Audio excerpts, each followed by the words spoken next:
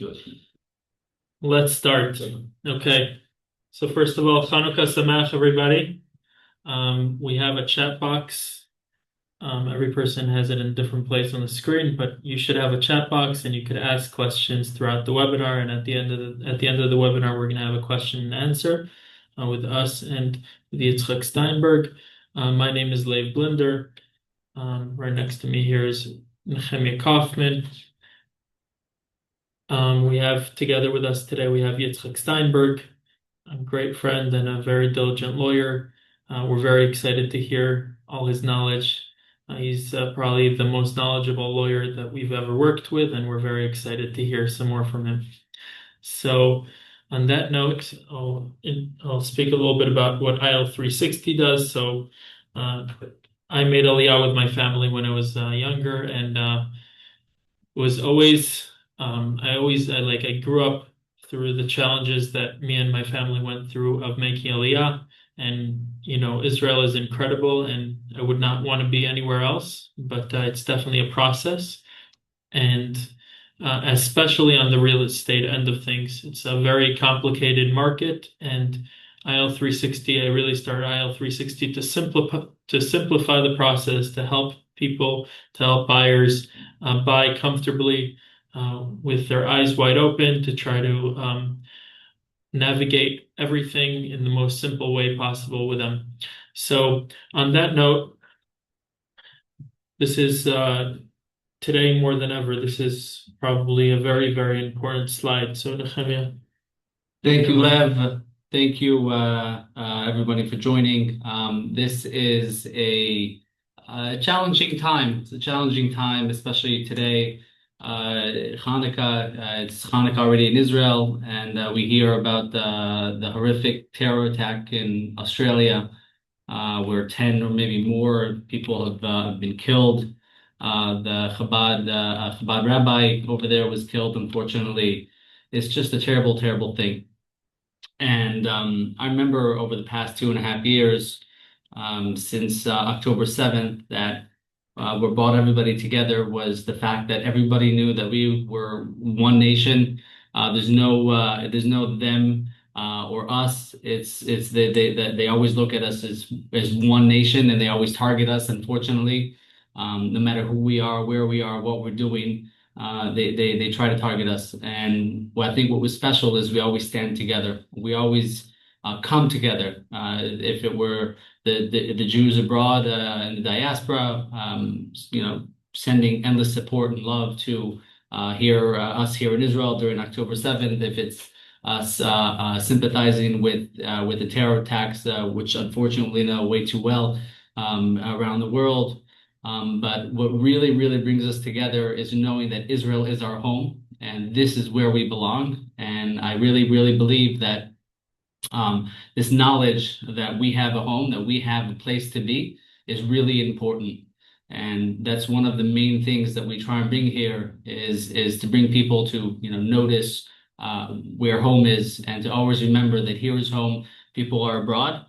Sometimes they live there, they have to be there, but it's very important to know that Israel is our home. And Bezrat Hashem, we're going to have Vishavu Banim Ligvulam very soon. So, on that note, let's dive into today's here. I don't know what I'm doing over here, but one second. My mouse isn't working. Here, perfect. Okay. So, Bezrat Hashem, on that note, we're gonna zoom into the community we're speaking about today, which is Carmei Gat. So, what makes Carmei Gat special? So these are basically, I would say, 5 guidelines to find the right place for you to buy to live or buy to invest in Israel. These are like the 5 guidelines of finding out if a place is actually a good place to buy. So first of all, the location and the excellent connectivity. We'll speak about that soon. We'll speak about the location and the connectivity also bring employment opportunities. It's also very important to know what kind of community you're buying into, what kind of neighborhood the place is. Is it a nice neighborhood, etc.? And what we really have here that's a very special thing that does not exist in most of the popular places, you could call them in Israel, is the affordable housing. So we're going to touch all these subjects and we'll elaborate why Carmei Gat is such a great place. So this is the map of Israel. You have right over here, you have Kiryat Gat, you have Tel Aviv, Modi'in, Jerusalem, Bet Shemesh, Route 6, just to get situated. This dotted line is the line from Tel Aviv to Kiryat Gat, from Kiryat Gat to Tel Aviv. And we're also very close to the beach. As you can see, Highway 6 is the road that crosses Israel from north to south. We're about half an hour from Bet Shemesh, 45 minutes from Modi'in, about an hour from Jerusalem, and 38-minute train ride to Tel Aviv, which is a very, very cool thing. So let's zoom into the actual city of Kiryat Gat. This is the city of Kiryat Gat, what you see here.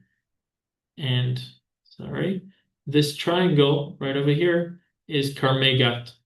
So Carmei Gat is this triangle right over here. It's above the current city of Kiryat Gat. The current city of Kiryat Gat has been around for many, many decades. And it's a city that's it's very cool because Carmei Gat is basically a brand new developed area, you could call it, a brand new neighborhood north of Kiryat Gat. So it gets to enjoy, you see it's right across the highway. It gets to enjoy all the facilities that a city that's been around for decades have to offer. If it's all the government offices, the banks, proper industrial area, and everything a city that's been around for a long time has to offer. And then at the same time, a lot more doctors' offices, which actually Carmei Gat has doctors' offices, but you just have much more. And we also have the current train station that's in Kiryat Gat. You can see the current train station is right here in red, and then they're building a new train station up here in Carmei Gat. And at the same time, you have a brand new, while being connected to a city that's been around for a long time, you have a brand new area that's very, very well developed, which we'll see in a little bit. How long is the train ride going to take from the new train station? And so the current train station to Tel Aviv is 38 minutes. The new train station to Tel Aviv will be approximately 34, 35 minutes, something like that. It's just a little closer to Tel Aviv, but it's very, very cool. And it's going to be about 7-minute walk away from our development. So I can wake up in the morning and just walk there. You could just walk there. Today you need to take a quick bus. It's about a 10-minute bus ride or a 5-minute drive, 4-minute drive. But soon you'll be able to literally walk out your building and walk about 7 minutes to the train station. Down here is very honorable mention. Intel has a very, very large plant here. A few other big companies also have plants here, which is Bamba Osem, what we all love, the snack that we all love. Have you ever been there? I've been there. It's a very cool tour. I've never been. You got to take me. Whoever comes to Israel should definitely go to the Bamba Osem tour, unless you're allergic to peanuts. But yeah, then there's also Iskor, which is a very large steel factory, and a bunch of other very, very large factories that are here in Kiryat Gat. You could also see how close it is to Route 6. Route 6 is literally a 3-4 minute drive, which literally connects you to all the way up north and down south of Israel very, very seamlessly and very easily. Then, by the way, when you go down south, it's toll free. Up north, you got to pay a couple of shekels. Yeah, we only go to Beersheba or places like that. We only go down south. That way we avoid the tolls. But in any case, so that's Kiryat Gat. If we go and look at the triangle of Carmei Gat, this is the triangle of Carmei Gat. So our development is right here in the middle, as you can see in this square. If you can see these two traffic circles, we'll see them in a minute. There's also a tremendous park that we'll see in a second as well. There is a proper mall that's called Big Mall. Is it a big mall? For Israel standards, it's a big mall, but for American standards, I'm not going to try to compete. But it's not the American Dream Mall? Not the American. There's no water park or indoor water park, yeah. Skiing rink. in here, but it's definitely a very nice place. There are very cool things in the park, though, which Right. we'll see in a second, which you don't find parks like this in anywhere else. But you also have a crazy amount of good takeout food. Let's speak a little bit about the Anglo community. So there are about 300 Anglo families that already live in Carmei Gat. The main shul of the Anglo families is Carmei Gat, and they're currently in a large. They fixed me this past time. It's not a caravan; it's just a very large temporary type of building, and hopefully they had a very large campaign about a year ago, and they raised money to start building their new building, which is very, very cool. And it's right inside this square where our development is, which we'll see in a second. The neighborhood is primarily, you could call it till today, was on the younger side, but there are so many of the parents of the younger families, parents, grandparents, and then just families that realize how the rest of Israel got very, very expensive, and families are also coming here. So if it used to be that you could call it the younger crowd, today everybody's moving to Carmei Gat, and it's really, really cool place. There is a whole bunch of very large variety, a very large range of people that have bought with us already. And I definitely think that Carmei Gat is just going to grow and flourish. There are a lot of options for education, very good education here. And don't forget to mention that education is free here. Education is practically free here. They'll charge about $100 a month, something like that. I think it's like $100 a year. It's $100 a year. That's Yeah, but then they'll tell you, oh, you need to pay for the projects that your kids are making and for the trip here and trip Okay. there. All right. $100 a month. Something like that. But in any case, it's definitely a very, very big perk. So we spoke about the mall that's right in the middle of the neighborhood, and then there's a lot of shopping, a lot of takeout food. My favorite falafel here is here. My favorite shawarma is here. The truth is, I did just taste a very good shawarma that was about 15 minutes away from Carmei Gat that might compete. So I'll give you guys the location if you want to hear the location. But in any case, it's definitely a beautiful place, and we're going to show you the park. But just remember that basically every street block here has its own little park, or sometimes even big park. But what we're going to show you is the sports park. Sports park is really an incredible thing. I don't know why this is. Do you know why this is happening? Try that. Give it No, a try. It didn't work. no.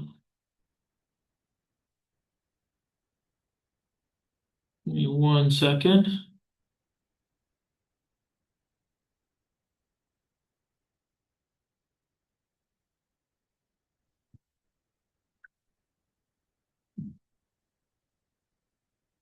Okay, now that should work. Here.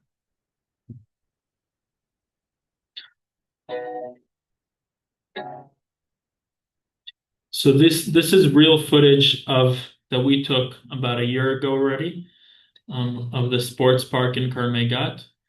Here you can see this is incredible sports park. There is a track, soccer field, two tennis courts, two basketball courts, um, soccer, football courts right over here with like 3-on-3s. You could see them right over here. They're 3-on-3 soccer and basketball.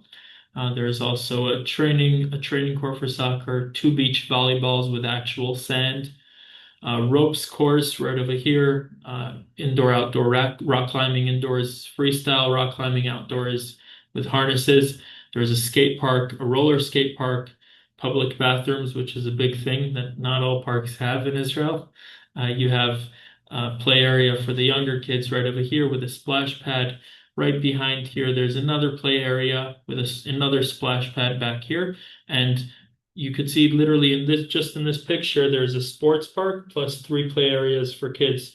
And this is just a drop in the ocean. There are at least another 20 parks in the neighborhood. So let's see this for a second.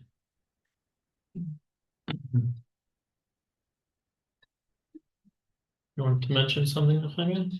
there was a for the adults. There's actually a ninja park, so it's right next to our project, right next to our development. I don't know many adults that can do Ninja So Park. I was like, ah, whatever, it's not a big deal. And I tried doing some of these, and it wasn't. Didn't work. No, it wasn't. Was advanced for me. Right up here where my mouse is where our development is. It looks very different now because it's all dug up and they're starting to build the parking lots. Right over here is the mall that's already done and built and it's already occupied, but this is just an old video. We're hopefully going to have a new one in the next webinar. What's the walk like to? It's about 5 minutes. 5 minute walk. Yeah, it's about 5 minutes. And you could also, like right around our development, there are a bunch of other parks, like you said, the Ninja Park along the main drag, Castle Park. Castle Park. There are a bunch of different parks. But yeah, it's definitely very cool. So we'll go back to this slide for a second. Along this whole main drag, there are a bunch of different parks. We just saw the sports park over here, and this is where the mall is. Then you have our development, which is over here. You see these two traffic circles. Here are the two traffic circles, 1 and 2. And this is our development. So we have 6 building, 22 semi-attached homes. And right here, this brown area is where the Anglo community is building their shul. This is the allocated piece of land that they got from the city. And here you could see these are our buildings. So we have 2 taller buildings and 4 lower buildings. You could see this is an example of a 4 bedroom apartment. So this apartment is 1,313 square feet, plus a porch of 150 square feet, plus a storage unit that's adjacent to the apartment of 75 square feet, plus a parking spot. So let's look at the apartment. You walk in, you have your living room, dining room, and kitchen. Okay, this is your main area. Then you have a porch. Like I said, right by the entrance of the house, you have a storage room. The storage room is basically the size of a bedroom. It's not practical to be a bedroom because it doesn't have a window and it has a lower ceiling because it's a storage room, but it could be a very practical office or storage or a pantry or whatever you'd like to use it for. Sorry. Then I have a client that just told me, no, I'll stick the one of the teenagers that wants to sleep all day and all night, and we'll close the door. She'll have some darkness. Does the parent want to put the teenager in, or the teenager want to be in? That's a good question. Then you have your 4 bedrooms. So here's the mamad. The mamad is the safe room, plus it also acts as a bedroom. It's very cool because there's a wooden door that's added here by the developer, and then there's a steel door out here. So the steel door stays open and you use the wooden door. Also, the windows are the new type of mamad windows that they slide side to side instead of open up this big window. Then you have your bedroom number 2. You have your guest bathroom, the main bathroom, a corner for the laundry, lines to hang your laundry. Then you have another 2 bedrooms. So this is the 3rd bedroom. And then you have the master. The master also has a niche for a closet and ensuite bathroom. So this is a classic 4 bedroom apartment. I'll show you a classic. This is a classic 3 bedroom apartment. It's a mirror type of unit. You just basically take off one of the bedrooms and you get the same type. It's the same unit. And then you have a 2 bedroom apartment. Then also it's a similar type of layout. You just take off 2 of the bedrooms. You see this area, which was 2 bedrooms, turns into 1 bedroom, which is a little smaller. And then there was an additional bedroom over here that also became smaller, but you could see the whole layout of the house is much more spacious. Then you have. I got a quick question. What kind of amenities does the building have? Like in, that 4 bedroom apartment we saw, like what kind of amenities do we have in that building for people who are interested in? So I'll just show you. That's a great question. So I'll show you. Thank God I have Nechemia here to remind me all the real good points that I need to mention. So we have in the taller buildings, we saw taller buildings and lower buildings. So all the buildings have a community room in the entrance and the lobby. They all have a nice lobby. And then all the buildings have a community room. The taller buildings also have a gym for the use of that building. which that's a very cool thing. The buildings are built in a very special way that basically in the taller buildings, every two apartments have their own little lobby. And then every floor is divided into two separate sides. And then you have an elevator area in the middle, two staircases. That way you really feel like you're just in your own little world.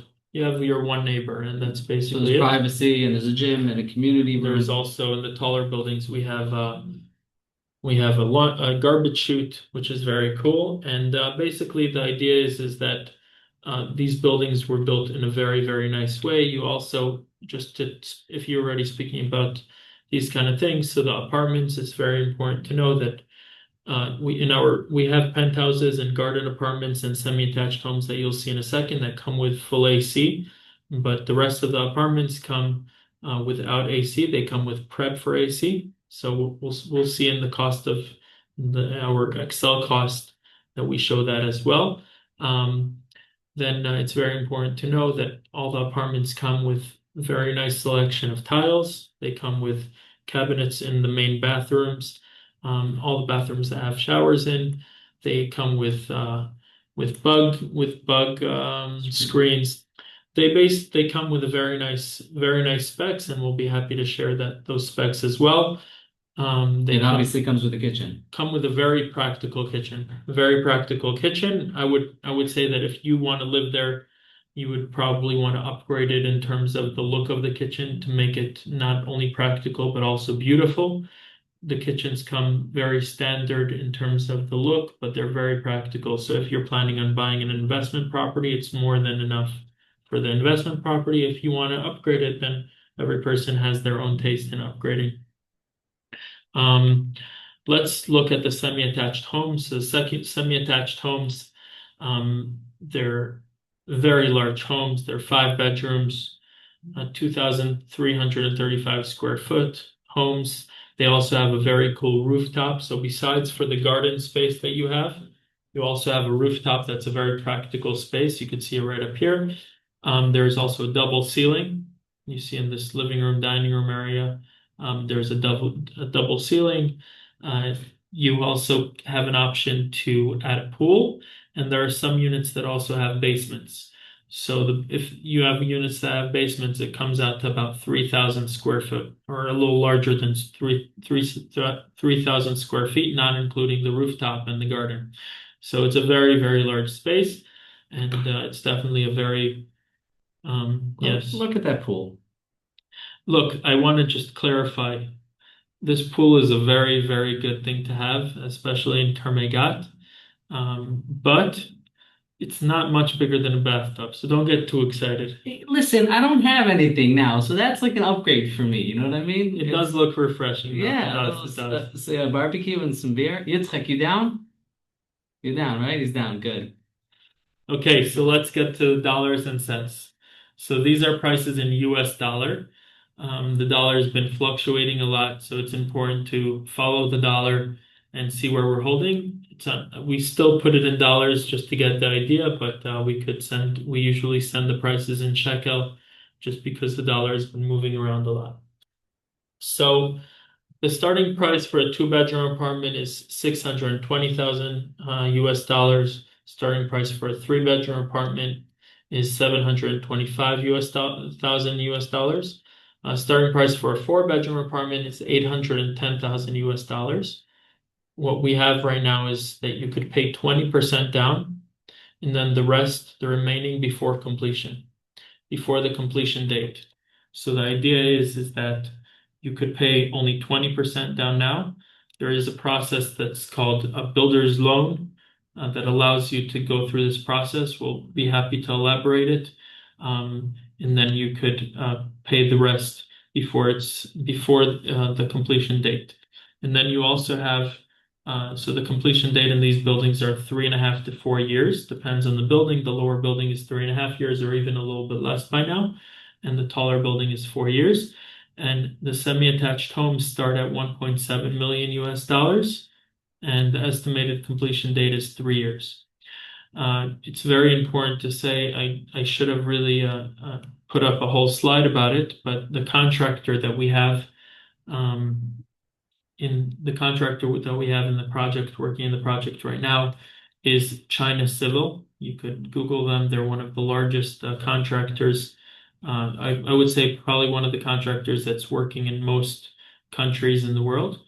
They're a very, very large contractor that has done incredible work across Israel. They've built things like mega projects like the Carmel tunnels in Haifa or the Red Line of the light rail in Tel Aviv. Wait, they built the Carmel tunnels? They built it. Oh, very nice. It's a beautiful development, beautiful project rather. It's a very, very cool undertaking. But in any case, it's literally tunnels that go through under the whole Haifa. It's a very cool thing. But in any case, they've built thousands of units, and we're very lucky to have them here as our contractors, our builders and our contractors, and things are progressing beautifully. This is an Excel sheet that is very important to show. We're going to have Yitzchak is going to speak about most of these points. So I'll just put it out there, but this is an Excel that every client gets before they actually purchase one of their units. That way they could come and see the full deal from all aspects of the deal. So what makes Carmei Gat a great place to buy?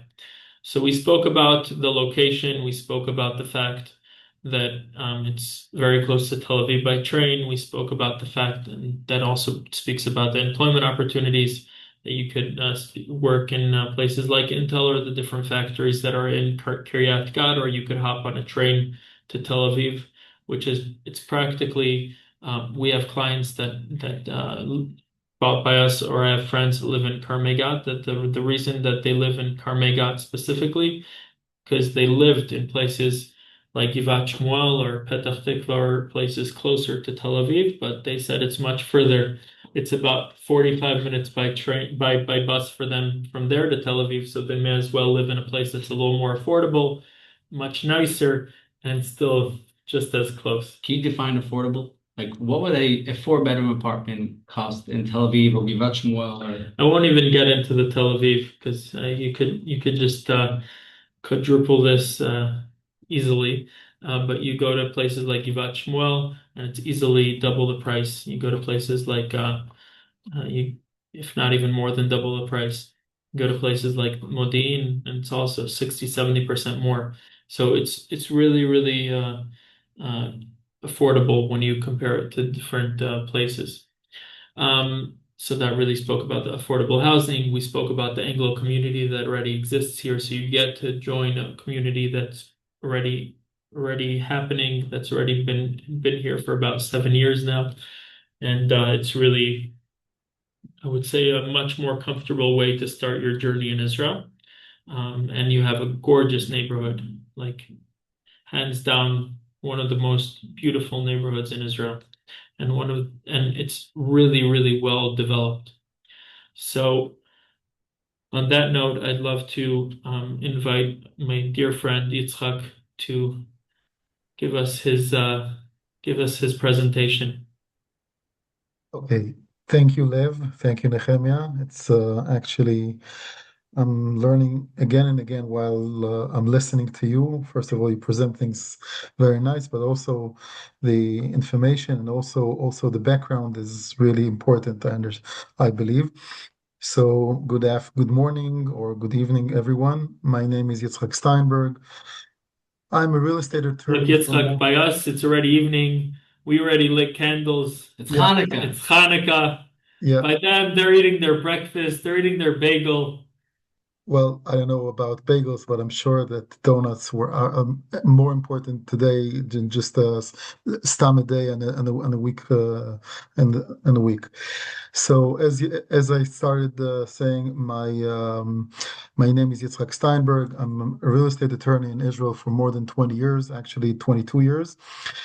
I own a boutique law firm in Yerushalayim, and we focus on representing clients from all over the world. mainly from the United States, but not necessarily. Actually, I dealt with a couple of Australians in the last few months.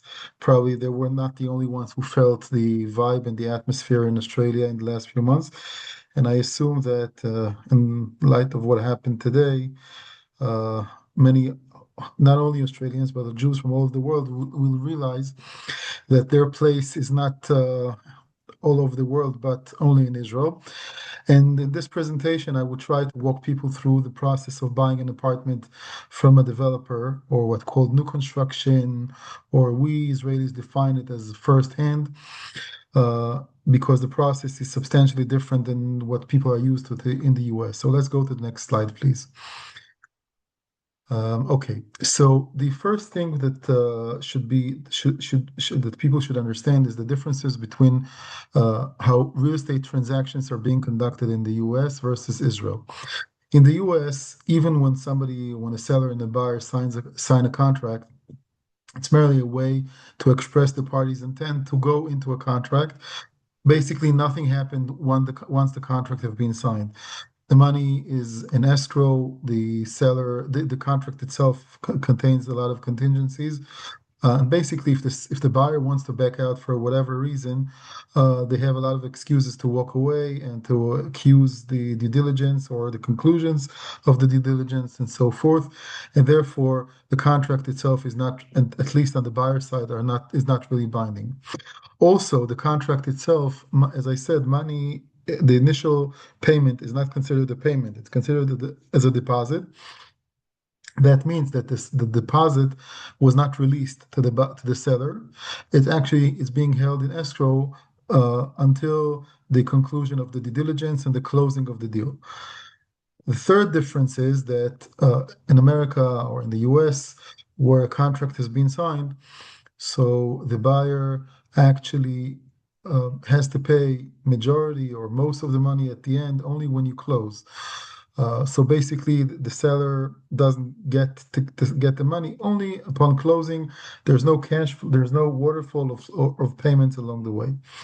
Another thing that should be mentioned is the fact that something called title insurance in America, in order to make sure that you're buying the property from the right person and not from somebody who pretends to be the buyer, you actually purchase separately insurance to ensure the fact that you're buying it from the right person. All of the above does not apply in Israel, and I'll explain. First of all, when a contract is being signed in Israel, both parties are committed. If one of the parties want to back out, it's considered a breach of contract, and the breaching party is exposed to either what we define as enforcement or specific performance in the U.S. Legal language. And probably also, what's more common is a penalty of up to 10 or 15% of the purchase price. I was personally involved in not many, but in a few cases where one of the parties tried to back out, and we actually filed a lawsuit against the seller. At the time, it was a seller, asking the court to give us a remedy to enforce the contract or to make the seller to conclude the deal. As a result, since the contract is binding, therefore, any type of due diligence you want to do has to be done prior to signing the contract. And it's very recommended to do that. If you want to search the title, it has to be done prior to signing the contract. If you want to make sure that you're eligible for a mortgage, this has to be done prior to signing the contract, etc., etc. Also, most contracts, and when I'm saying most, I'm actually saying 99% of the contracts in Israel do not contain any contingencies. So if you want to make sure that you're eligible for a mortgage, this has to be done prior to signing the contract. This is the first difference. Second difference is, and as a result of the fact that the contract is binding, so in Israel, in opposed to the US, fees, taxes, everything applies once the contract has been signed. This is especially important for people from overseas because when you prepare yourself to you prepare the budget, and like Lev presented it beforehand with a very nice and very detailed spreadsheet. So you have to take into consideration that all those closing costs, all those expenses are not paid at the end. Most of them will be paid once the contract have been signed. Now, this is especially important from somebody who doesn't live in Israel because in a po where Israeli buys something, he doesn't have additional exposure of the fluctuation of the shekel and the dollar. When an American or a foreigner buys a property in Israel, so they make their calculations in their currency, and since the Israeli shekel actually just gets stronger every year in the last few years, so when you make your calculations, you have to take, first of all most of those closing costs that are payable once the contract have been signed, but also those are you have to take an additional buffer because of the conversion issues and the fluctuation of the shekel and the dollar.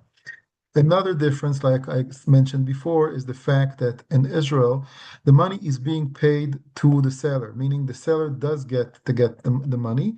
However, the seller has to provide you certain securities, which we will review later on in a few minutes. But it's not considered a deposit; it's a payment. The next difference is the fact of the title insurance, like I mentioned before.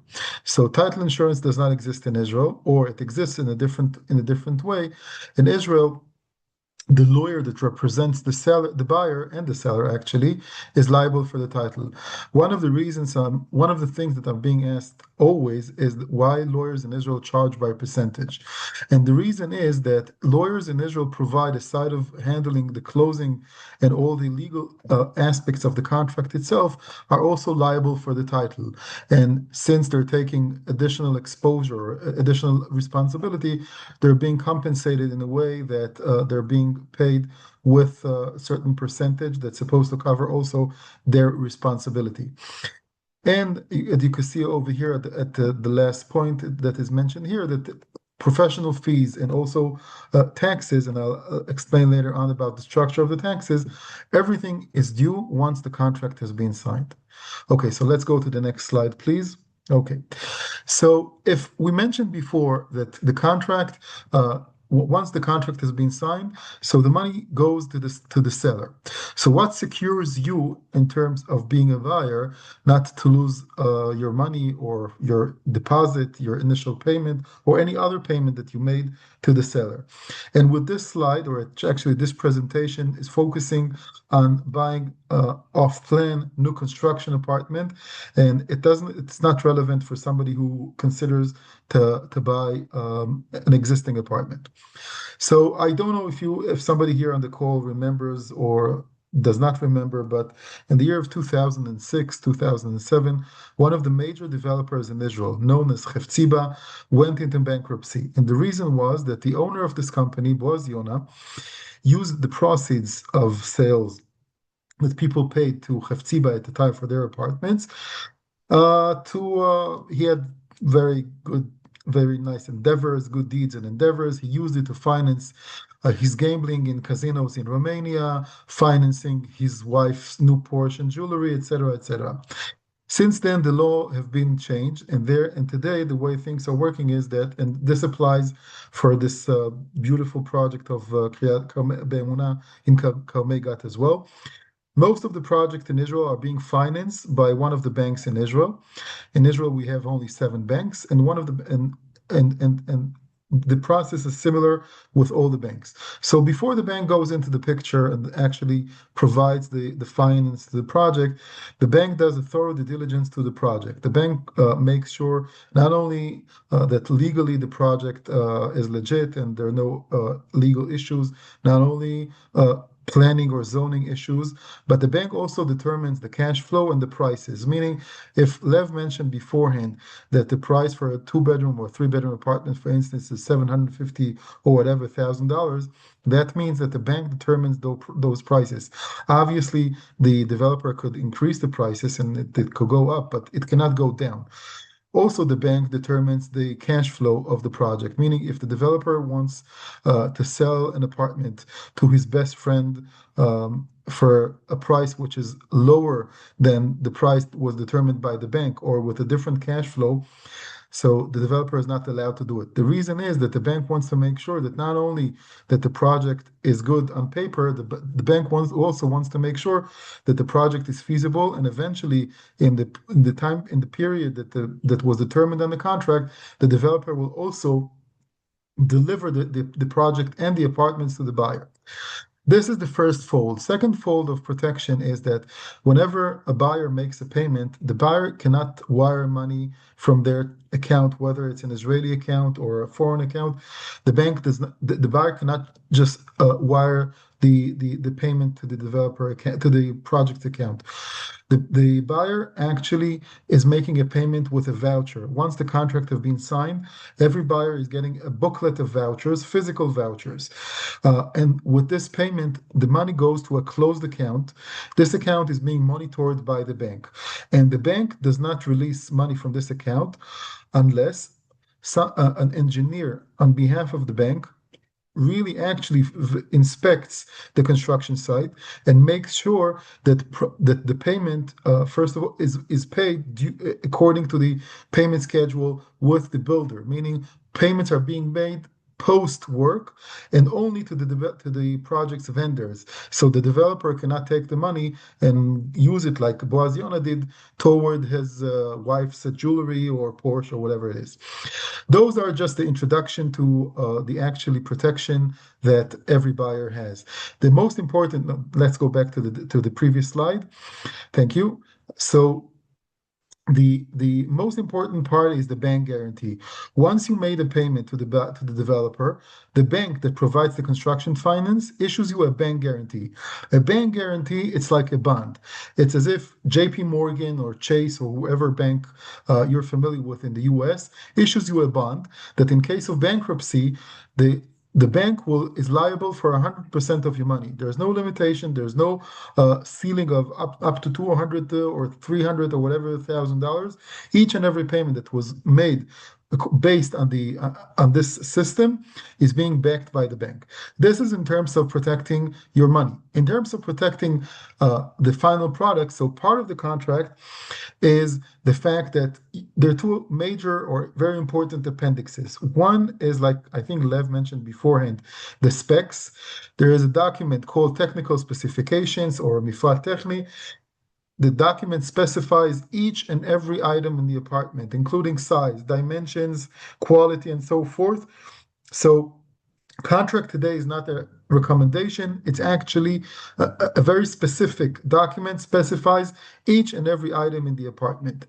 The third item that it's important to mention is the fact that the contract itself also includes three types of blueprints of the apartment, of the floor, and of the project itself. So you'll be able to see exactly the plan or the blueprint of the apartment itself, including the dimensions, and it's mandatory. Deviation from those of the dimensions of the apartment could be considered as a breach on the developer's side, and also you have the floor plan and the plan or the blueprint of the project itself. So you'll be able to see exactly how many apartments are in your floor, how many apartments are in the building, where is what's the exposures of the building and the apartment itself. So you get to have the full picture, not only of the apartment itself, but also of the project. Let's go to the next slide, It's please. also very important to mention that we're already in a stage that we have all the permits and we have the final plans. The only things that could change are little things that in Israel you have, or it's probably like that in the US also, but you have all the different, you have the electrician and the plumber and the different people making plans on top of plans on top of plans. And sometimes they don't always match, so they'll move something small, but the size, the actual layout of the apartment is not going to change at this point, thank God. Yep. So what are the pros of buying an apartment in the process of buying on paper versus buying a secondhand? So first of all, as mentioned here, the design. It's much easier to design your apartments based on your needs and not follow an existing apartment with old infrastructure that was built 20, 30, 40 years ago, where you have to replace the old infrastructure.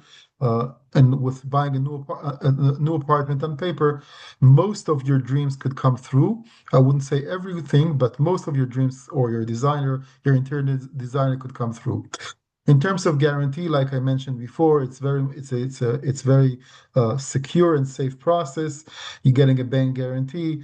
Your money is not in jeopardy under no circumstances. Just to mention over here that even in the biggest crisis that happened in America in the year of 2008 or in 1988, nothing happened to the banks in Israel. Banks here in Israel are very stable and very safe, being highly regulated by the Israeli government. So this is why it's considered a very secure investment. Infrastructure, like I mentioned beforehand, when you're buying an apartment on paper, infrastructure is brand new. It's not that you're buying an old, rotten apartment where you have to redo the entire infrastructure and you know where you start, but have no idea where you're going to end with whatever you have to go through with other neighbors and pipes that were installed 40 years ago. Also, in terms of investment, and this is very relevant to a project like Carmei Gat, Carmei Gat or a new construction, usually people don't realize the quality of the investment and things that have not matured yet. Carmei Gat is a very good example for that because the average Israeli didn't really realize the opportunity about that. But the fact that, a lot of Americans, a lot of Anglos already gathered around this Carmei Gat in general, and in particular, this specific project, this actually secures a very good or hopefully very fruitful investment. Okay, let's go to the next slide, please. Okay, so what's not included in the buying price? If you recall, Lev showed a nice spreadsheet showing all the closing costs. I will go through almost each and every item on the spreadsheet over here. So the heaviest expense when you buy an apartment in Israel is the purchase tax. Purchase tax in Israel for somebody who's not a first home or first home Israeli resident is 8%, as long as the purchase price is below 6 million shekels. I'll explain later on in the next slides about how the tax is being calculated and how it's being collected. The second expense is real estate agent's fee. In our case, it's the common fee, 2% plus tax or 2.36% of the purchase price. Fees, like I mentioned beforehand, are due once the contract has been signed. The buyer's lawyer's fee, as I mentioned beforehand. Legal fees in Israel usually are being charged by percentage. Usually the common fee is 1% plus tax. Mortgage broker's fee. Usually the mortgage broker charges 1% of the amount you'll be borrowing from the bank. It's important to understand that in Israel, the mortgage broker doesn't work for the bank. They work for you, for the buyers. And what part of the job is to get the best mortgage and the best terms for the buyers. On the right-hand side, you could see additional costs that you have to take into consideration. First of all, it's the changes in the layout of the apartment, whatever. If you want to make any changes to the layout of the apartment, the developer could charge you for that. There is another cost, which is the index fees. In the common project in Israel, buying on paper, 40% of the purchase price is linked to the construction supplies and the materials index. Nehemiah and Lev, I'm sure you want to say something about it at this point. Yeah, so it's a wonderful point. So the way this unique way, I mean, it's not unique only to us, but what we have is a builder's loan, which essentially takes away a lot of the risk of the builder's index.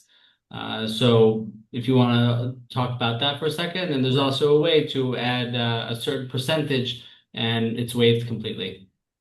Okay, so thank you for the clarification.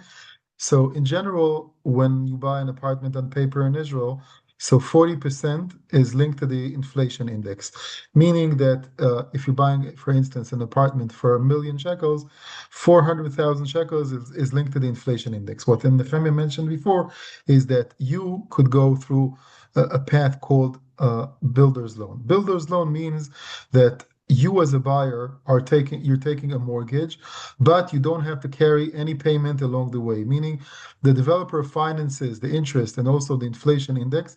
And with this builder's loan, sorry, basically you save a lot of the index because the index applies only on the unpaid part. And once you went in the direction of the builder's loan, so most of the payment has been made, and therefore you could save the majority of the index fees. Another expense mentioned over here is the developer's legal fee. The developer is entitled to charge you up to roughly 6,800 shekels, or something like, I would say, $1,800. This is due once the contract has been signed. And the last item that mentioned over here is electricity and water meters and connections.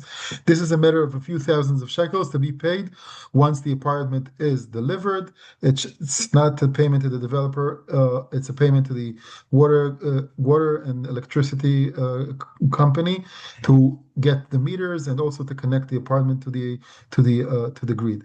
Okay, let's go to the next slide, I'll slide, just please. clarify, people ask me this all the time. The apartment is connected to the electricity and to the water and to everything. They just don't actually turn the switch until you have some sort of payment method. They want to make sure that you pay them. They want to make sure that the meters are in and stuff like that, and they won't install those meters or turn the switch until you actually set this up, which is not something that we're able to do for you. This is something we're able to provide somebody to help you do this, but at the end of the day, it's something that you need to do yourself. Let's go to the next slide, please. Okay, so this slide is important. This slide is referring to the general rules of the purchase tax. This the numbers here are calculated based on the rate of 3.20 shekels per $1.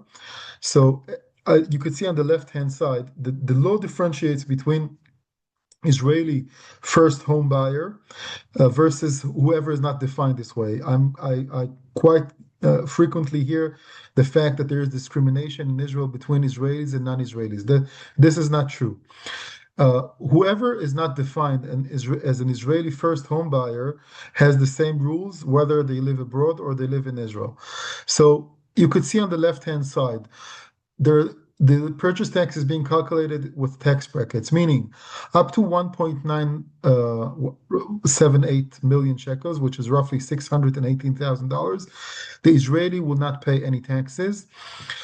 If the purchase price is up to 2.3 million shekels, so the rate is 3.5% on the difference between 1.9 to 3.3 to 2.3, and if the purchase price is above 2.3 million shekels, up to 6, so on the difference, the tax will be calculated as 5%.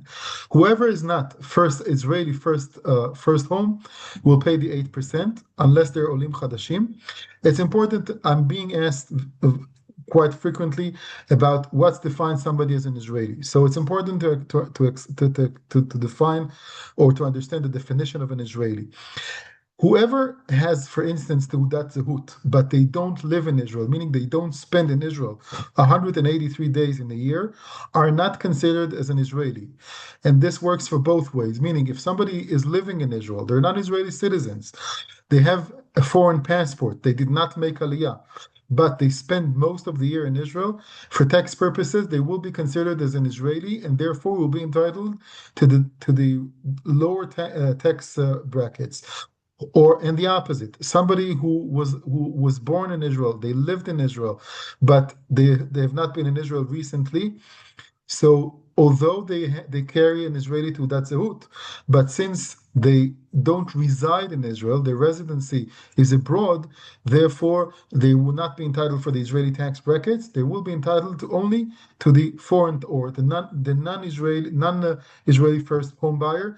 Therefore, they will have to pay the 8% on the 6 million shekels. Let's go to the next slide, please, and the last one actually. On August of 2024.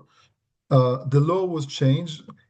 Until then, the law had certain benefits for Olim Chadashim, but those the benefits for Olim Chadashim were not actually beneficial. It was much more beneficial to use the rights for the Israeli first home buyers. As of August of 2024, the law has been changed, and currently the way things are working is that the fact that as long as once the purchase price is below 2 million shekels, the Oleh Chadash is exempt. And from 2 million shekels up to 60, Oleh Chadash is paying 0.5%. So you could see a comparison over here.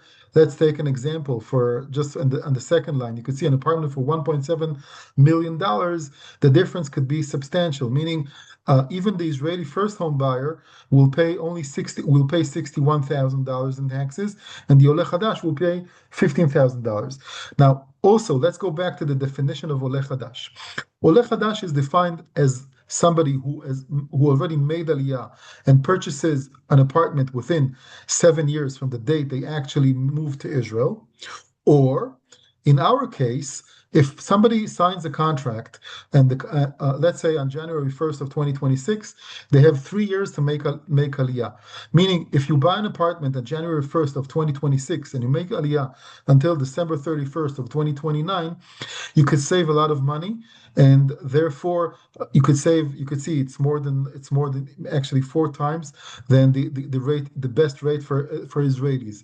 So if you're considering and you have imminent plans to move to Israel and to make Aliyah, you could save a lot of money. And by the way, it's important to say, once you consider it as an Oleh Chadash, it helps you also in terms of the mortgage, because as either an Oleh Chadash or an Israeli, you could borrow up to 75% of the purchase price, in opposed to somebody who's not defined like this, who could borrow up to 50%. Okay, I thank you very much, Lev and Nehemia. I'll be There's happy one to thing I address. just wanted, maybe you could speak a little bit about, is at the end of the day in the US there is property tax, monthly property tax, which is arnona. Here in Israel it's not, it's much less significant. It's no comparison between the US and Israel. First of all, the monthly payments of Arnona, of city taxes in Israel, it's a matter of a few hundreds of shekels a month, meaning I would say tops $200 per month. But more important is that when people rent out an apartment to a tenant, so the common practice in Israel is that the tenant carries all those expenses, meaning the tenant not only pays uh, um, the tenant pays the maintenance or the vada bait. They pay obviously the rent, and also they pay the arnona. I already saw a question here on the chat regarding a Toshav Chozer. Toshav Chozer that have not been in Israel for more than 10 years is eligible for the tax benefits like the Oleh Chadash. Okay, great. So if people want to write their questions, and we'll try to get to most of them. It's getting a little late, so we're trying to get to most of them. Somebody asked here, as far as transferring money from the U.S. to Israel, how would that work, and how do you make payments if you don't have an Israeli bank account? So this is quite simple. When I started practicing real estate law 22 years ago, we actually opened an escrow account for each and every client. Today, there are foreign exchange companies and intermediaries where you have to wire the money to a local or domestic account in the US. They credit you with the money and they make the payment on your behalf. So practically speaking, you don't have to have an account in Israel, at least as long as you don't have a mortgage. One of the requirements of the banks, of the mortgage banks in Israel, is to have an account in Israel. But as long as you don't need to have an account, or as long as the mortgage is not relevant, you don't have to have an account, and everything could be done without the need for Israeli bureaucracy. Okay, there's another question that someone is asking: are there restrictions to mortgages for older individuals? Would you like to answer it, or should I answer it, Yitzhak? Please go ahead, Lev. Go ahead. So basically, there are definitely restrictions.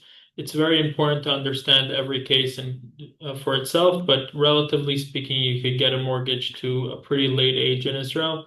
If I'm not mistaken, it's up to about 80, and then sometimes even beyond 80 with specific requirements. So we will be happy to. You could reach out to us. By the way, you could scan our barcodes, either mine or Yitzchak's over here, and get directly to us. Or you can. We're going to be sending a follow-up email with a recording as well. But you could reach out to us, and we'll send you some contact info of a mortgage broker who could answer all your mortgage questions as well. But yes, you could get a mortgage till a pretty late age in Israel. So there's somebody here asking, does the apartment come furnished or not? So the apartments come bare. It's very important to point that out, that the apartments in Israel come bare. You get your four walls, you don't get appliances. You get, as I said, you get a kitchen. As I said earlier, you get some vanities for the bathrooms, but that's basically it. Everything you get little light bulbs hanging from your ceiling, but without any light fixtures. So it's very important to understand that the apartments come bare. And our semi-attached homes come with a little bit more, but also that at the end of the day, people need to be aware that the homes they're going to go and have to furnish their homes, either bring a lift from the U.S. or go to the local shops. Kiryat Gat has a ton of local shops. There's also IKEAs that it's always a question if you go to the Rishon LeZion IKEA or you go to the Beersheba IKEA, because they're pretty close. We're the Beit Shemesh IKEA now. Beit Shemesh IKEA is also not far, so Yeah. Kiryat Gat has a lot of IKEAs around it, besides for all the stores in the industrial area of Kiryat Gat. There's somebody here asking, what is the minimum amount that they could pay out of pocket to purchase a home? The minimum amount, if I'm not mistaken, I need to look at the numbers again, but it's approximately $150,000, maybe even a little less. Okay, and that's 20%. That's including 20% and closing costs. Okay, so the minimum amount for the payment terms, so to say, is 20%, and then we have to add on the closing costs, but the minimum is 20%. I see someone else is asking here about the nearest medical center or hospital. So there are a bunch of doctors' offices in Carmei Gat and Kiryat Gat, which are just a couple minute walk away from the project, literally right across the street from the project. There are two medical offices. If you're asking about a hospital, the nearest hospital, there's an emergency room, but there's no hospital. The hospital is in Kiryat Gat. The nearest hospital is Ashkelon, which is approximately 20 minutes with an emergency ride, maybe even a little bit less with an emergency ride, or 25-minute regular drive. There are a few other hospitals around there are doctors that work in Beersheba, or doctors that work in Rehovot, or a bunch of other, or you could work in Central Israel in the hospitals. But there are definitely a lot of options of hospitals around to work in, but the closest emergency room, the proper emergency room, is 20 minutes. Something important. They're actually planning on building one soon, but Yeah, we don't sell future things. We sell current things. We've all been a part of, it planned, it's gonna happen. Something important to add is that medical insurance here is free. So you could upgrade your insurance and pay, but it's usually a very small amount, even for the higher end insurance. I have the highest end insurance, and what do you pay? I think I pay about 150 shekel, and I probably am getting ripped off.